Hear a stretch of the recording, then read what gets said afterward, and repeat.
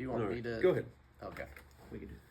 Hey guys, what's up? We are back and we're doing the content portion of what used to be just a weekly live. We decided that it was better to kind of go direct to YouTube with the content.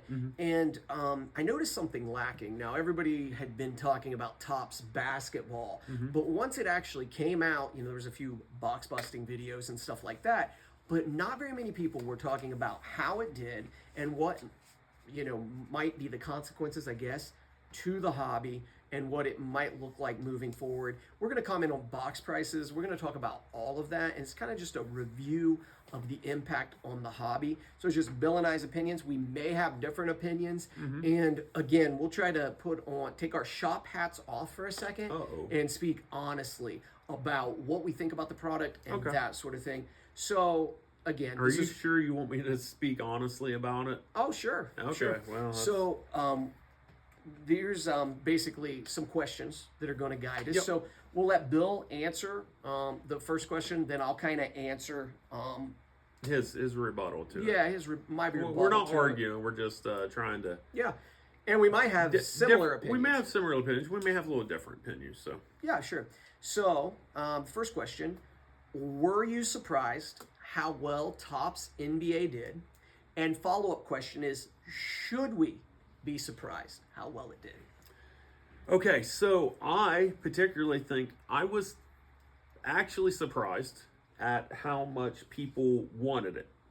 Now, the people wanting it and people being able to afford it after your first week fair pricing, that will become a problem in this area.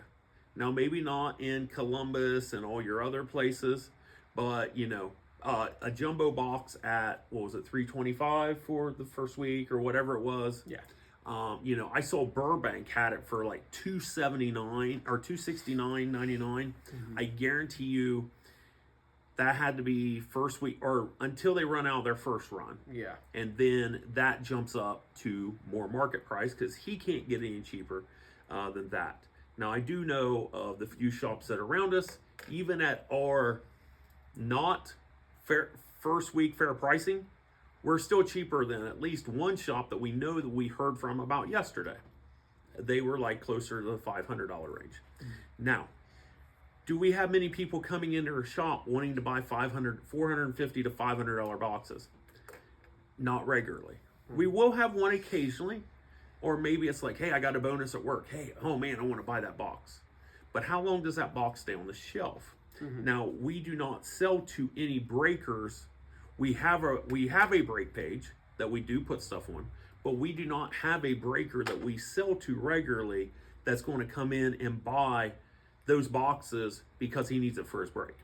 So that is a good thing for a regular customer. So that box may sit there for a few weeks. But at some point, if that box goes up because the breakers are killing so much product of it, those boxes will sell at some point. But actually, I am very surprised about how much people are wanting it and how much it means that it is licensed. Because for the longest time, you know, the first year of the basketball coming out with Victor Wembanyama, people honestly did not care. They just wanted to hit his cards.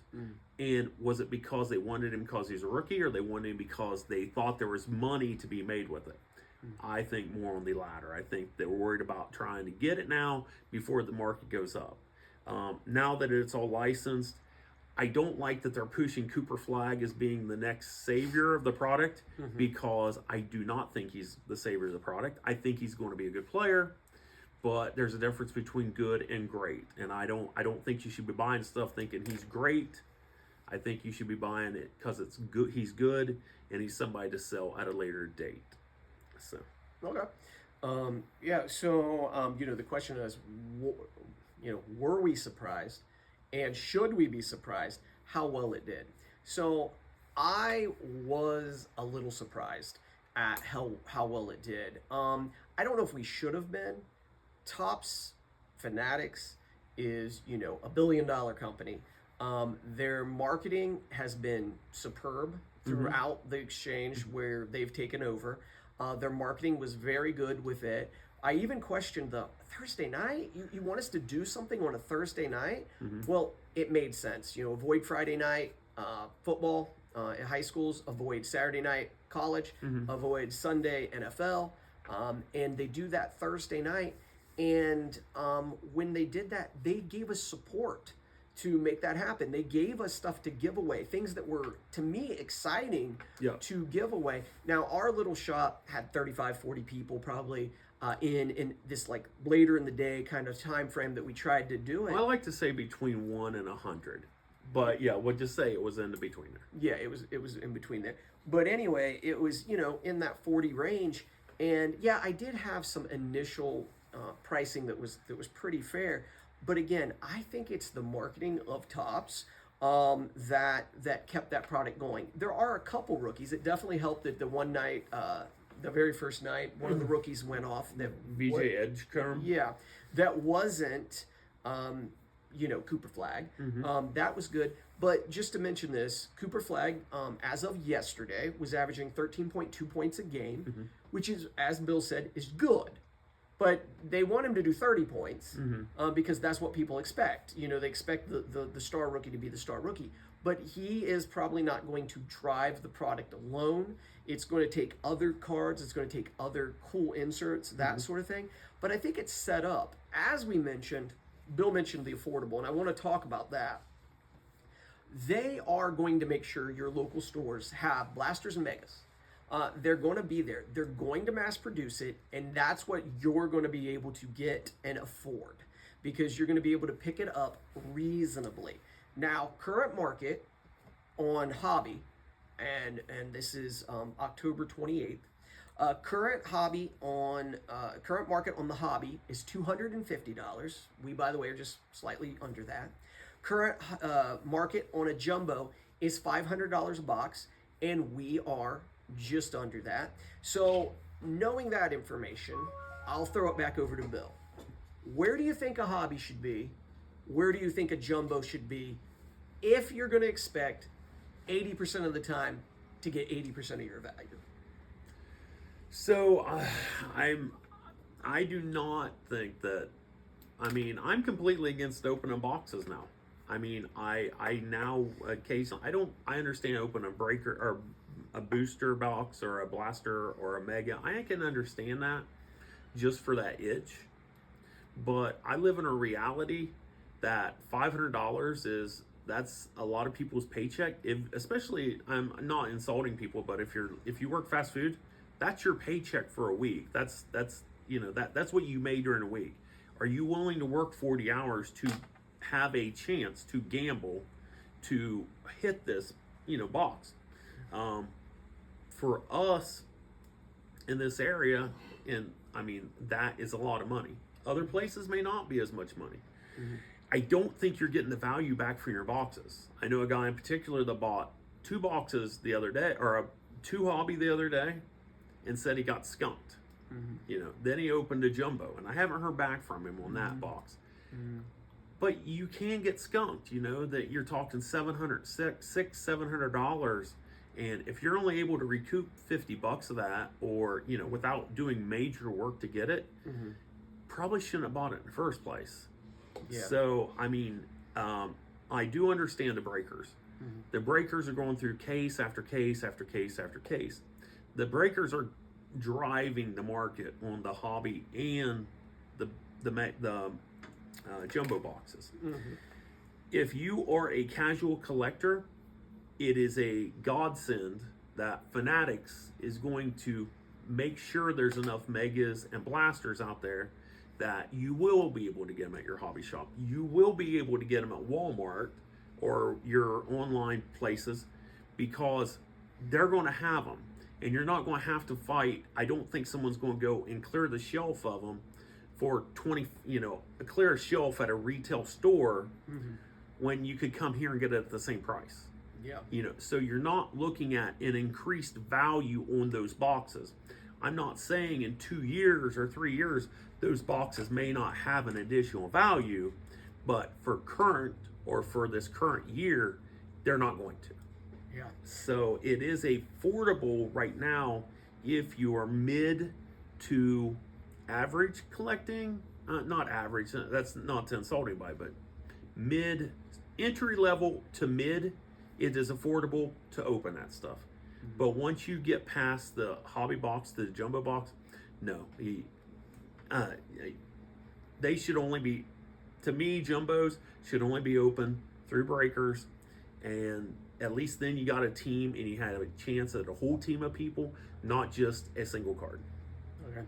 So again, it goes back to this even when we're talking about Topps basketball, we're talking about a hobby that we believe has been more and more difficult for the average collector to be a personal box buster. Yes. Everything is so inflated that the best thing to do, or what most people are being forced to do because of pricing, is to go to a breaker like Bill just mentioned and get your team or get in a random team and at least have an opportunity at that. It is absolutely the breakers that are driving these prices. I did not sell through a full case, even though we'd say we'd had 100 people in this shop in the last 7 days, 6 days, at least that many. And I would say I did not sell through a whole case of the jumbos, being 25 to 30% below market. That is crazy, and that tells you something about it. Now, again, market right now for a hobby is about 250. If you check the big guys online, this is October 28th. Jumbos are about 500. I'll tell you my personal opinion, and I'm going to take my shop, owner hat off for a second. And this is my personal opinion. I don't see how they even hold at that price. I think that's about the top out. And again, I think maybe hobby is a good personal box break at maybe 175. That's about the highest.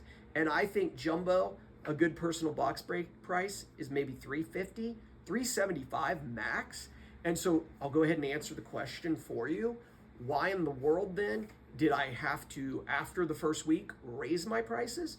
Because to replenish them, I would have to pay way more than $375 to get them back in. And so this industry isn't just controlled by the individual guy that walks through the shop. If it was, shops would go under. It's controlled by the bigger forces, which would be the breakers. It would be what's going on online. And it would be big money in the hobby. Unfortunately, that $500 for a box doesn't seem to be that bad. Also, to be a legit shop these days, you need to have all those products. You need to have it on the shelf, So, I mean, at least a shelf life of Topps, foot basketball, you're talking at least 6 months. You're talking, so every shop should have it in there. So if you sell out of your jumbos at the first week pricing, then, you're paying almost $400 to put it in here to make $450 or for whatever it is, and that it's unsustainable because you're losing money because you sold it for less than you can replenish it for. Now, not always are you going to replenish it. If we got 2 cases of jumbos to start, we may only need 3 boxes to put back on the shelf. But also it depends on your clientele. So yeah, for sure. And then one other thing about the markup, and you might be like, well, if you really don't believe the product should be $450, why are you pricing it there? Again, it's not just my buyback. What I have to do as a shop owner is I have one of 2 choices. Before everybody could do comps, before everybody had multiple ways to check things online, I could say it's what I paid plus 30%. I know of a shop that existed for a number of years doing it that way. Absolutely. Yeah, I buy a product, I mark it up 30%, it'll stay here till I die at 30%. Well, that's just not, for me, that's not reality. For everything that went up, like Topps, that is going up, that I'm going to make money on, there's other products, maybe some Leaf product or maybe some last year basketball product from Topps that I'm having to decrease and I'm going to lose money on. So if I just did a standard 30% markup, the good stuff would always go and I'd be stuck with the bad stuff. Yeah. And absolutely. so doing it to market has to cover the losses on the other side. So getting back to Topps with the second question, and I'm sure we won't talk quite as long about this one, is are you surprised how many guys wanted to get a box of Topps or a few blasters of Topps basketball that don't collect basketball or haven't in the past? Yeah, I think it's that FOMO that hits it. It's that fear of missing out and that opportunity that now that Topps does have LeBron. To be honest with you, the game changer would be, and I'm talking the serious game changer, would be if they go to the estate of Kobe Bryant and get a contract with his estate to be able to make his cards, or, and this will never happen because Jordan's got a lifetime deal with Upper Deck to sign him. Because if they were able to do that, your products, you will never be able to buy their products ever again at a reasonable price. So no, I'm not surprised on the majority of them, and at the point that they bought, I understood the kids that hey, I'm going to buy a couple blasters. That I get that it's what do we have them at $25 or something like that? I think so at first. Yeah. So first week price is $25. That's fine to buy, and even the guy that doesn't collect, hey, I'll just buy a couple boxes, see how I do. The hobby boxes at a reasonable first week fair pricing. I understand someone say, hey, well, I was going to buy a box of football. I normally do football, but hey, I'll take a chance on this. So, and those people, I don't think they were buying it because of Cooper Flag. I think they were buying it because it was the first Topps product that was licensed in several years. So, and also Panini is so much money for even their base product like Prism. A hobby box comes out of it last year and it was like $800. Yeah, absolutely. And that we don't have people wanting that, or their budgets don't afford to want that. So possibly because of that is why they didn't collect that in the past. Yeah, I would say. And again, am I surprised how many non-NBA guys seem to want to dabble in the basketball product from Topps? I think between the marketing, I also think that the night of, like here, when I think about it, here you've got a room of, let's say at one time, 30 people, 35 people. We're eating 100. wings, basketball's on the TV, and everybody else is opening Topps and saying, this is what I got. Oh, yeah. It's just brought a sense of community, and Topps does a good job of doing that too. So it's the marketing, Absolutely. a sense of community. Let's all open this product. I also want to give it to Topps, and I'll just, not kind of a controversial person to be quoting, but Jeff Wilson, he, and again, you could say, well, maybe he's a little biased. He definitely wants to stay in Topps' good graces, but he's clearly like, I opened this. I think this beats a Hoops or a Donruss basketball product in years past. He felt the product quality was better, that it was just a better product. And so maybe, again, people had a fear of missing out. So one of the things that compare that to like Donruss is the Donruss is so much. With it is. Donruss is $200-$400 also. Hoops, you get an autograph, but it's still a low quality product. Now, I know somebody that owns a shop that opened a lot of it first. I think they opened almost a case of hobby. They didn't really care for the product type, but it's a Topps card. You know what you're getting. It's not oversold. They're regular cards. It's a 300 card set. Probably not that difficult to put together for putting money in it, except for Scott, who's going to try to do it cheaply. Anyways, he works at a shop, so he can probably pull that off. Yeah. So, I think that it is a good value for your price until the breakers ruin the market like they have for every Panini product out there. Okay. So, last question, in our content discussion about Topps and kind of the aftermath of the basketball being released. Do you think this gives us any idea how the football may go, if it may sell well, and how it'll be come, say, March of this year once it's completely in Topps' hands? Okay, so the good thing, and this is the thing that I was hoping that Topps would have done originally when they first came out last year with their basketball. They didn't come out with a base product. They started with a Topps Chrome product, which jumped because of Wemby, of course. And then they came out with a Chrome product, or a Cosmic product, that it still wasn't licensed, but it sold quickly.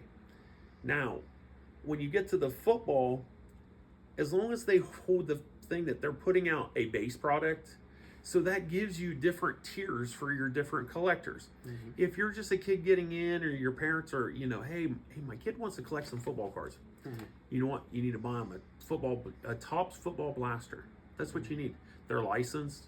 This is the first year they've released the Topps product under the Topps brand for 10 years at least. I think it's 10 years. So, football or basketball? Football too. Yeah, because basketball was 16. Okay, because they took over the product in 2015 was when they had some straggler products that popped into 15, but 14 was the last official year for that, I believe. Anyways, with them putting a product out that there's different entry levels for kids that they can get in it. A kid may get a booster box or a blaster box just because, hey, you know what, you had good grades on your report card. Hey, I'm gonna buy you that. Or for Christmas, hey, you know what? Hey, I'm gonna buy that. I'm gonna buy my son a hobby box. Well, that's fine. But now when you get to the Topps Chrome product, it may be that blaster is that big reward product. And it's not. He's never going to see a Topps Chrome hobby. And then of course, last time they did Motif. I'm hoping.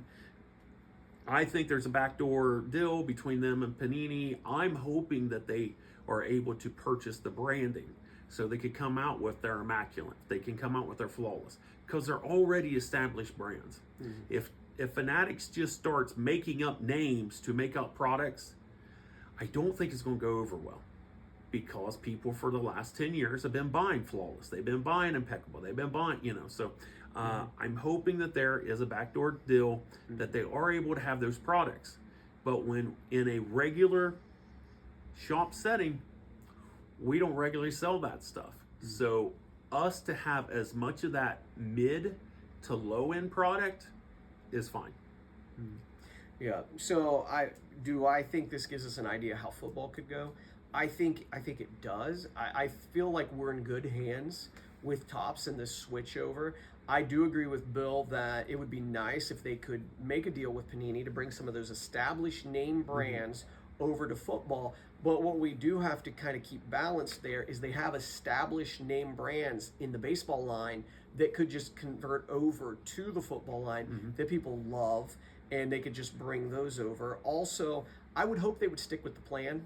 Like Bill mentioned, let's get an entry-level product. Let's mass produce Topps Football 2026 for the masses. That's what we're doing. We're trying to make it introductory level for the kids. They can still find a pack at Walmart. They can walk into their shop, get a blaster for $30, and let's keep it that way. And then let's go higher, and then let's make a little bit less, and then let's go super high, super premium, make it even more limited, and that sort of thing. I think that's a good way to do it. And for the collector that their budget is $100 a week, let's say that their collecting budget for their whole family's $100 a week.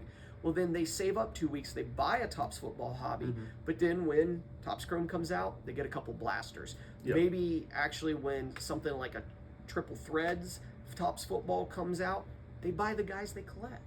And that's the way that we got to be smart about it and not gamble our money away. But again, I think we're in good hands with Topps moving forward in this hobby, at least for the foreseeable future. I think I'm unrealistic to hope this, but I really would love to see Topps come out with a Topps traded set like they used to do in the past. So then you could have like Cooper Flag in action, actually playing NBA and stuff like that. Like, it used to be, they do their base set and then they do, then they went to the update. But literally it would be like the trade is, it would be a 132 card set. You could do a 100 card set, 10 variation cards per thing. You could still get your $60 a piece out of it. Everybody'd be happy with it and stuff like that, because you would also bring those collectors that from in the past those update sets were the ones that you had your Ken Griffey Jr. rookies in. You had your Emmitt Smith first card. You had your Bo Jackson first, or actually it was the second. He's in his shoulder pads and stuff like that. So I hope that would happen. I doubt if it does. I doubt if they do an update, because it's basically like, okay, we did our this. We're going to mass produce it. Now we're going to jump to the Chrome. Yeah. Now we're going to jump to the Cosmic. Then we're going to jump to whatever they do. So hopefully, we're talking about this, like we've kind of discussed, well, how did they do with Topps NBA release? Well, with the Topps flagship NBA, I'm pretty satisfied with it. But the story's not done. How do they handle this entire basketball season? Because your average shop is going to be out of this product in 2 weeks. It doesn't benefit any average collector if the next product's $400 a box. Then they release another $400 products. They need to pepper in products that are affordable in between premium products. And I hope that's part of their business model. I mean, it would be nice to have for Fanatics, because the way the market is now, to Fanatics, this is a low-end product. This is the lowest, this is probably the lowest tier. But back in the day, like Upper Deck, they made a crap ton of money. I hope that Opus Pro does that crap ton money on Collector's Choice. It was $1 a pack. Kids bought it because the value, and they knew it was a cheap set, but they just wanted a card of their rookie card, like Kobe Bryant, Tim Duncan and stuff like that. So, but I think this is about the lowest end that you're going to see. But this is still a better option than anything that Panini's put out as a hobby value. Donruss, people are over for your basketball. People do not buy Donruss hobbies because there's no value in those boxes for the money you're paying when you're getting in the $200, $300, $400 boxes. I mean, as long as the Topps hobby doesn't exceed $250, I think it's still a good value to buy. But you're still gambling, just like that, But I still would be more Blaster Mega. Hey, if you get something great, if you didn't get something, you are still able to pay your bills during the end of the week. Okay, so we'll go ahead and wrap this up, but keep in mind on YouTube and some of these shorts that you'll see that it breaks down our YouTube videos from, you're going to see some special guests and things like that. We already have some other things in the works as far as content. So make sure you subscribe to our YouTube and check us out on all other social media. So thanks for watching. All right.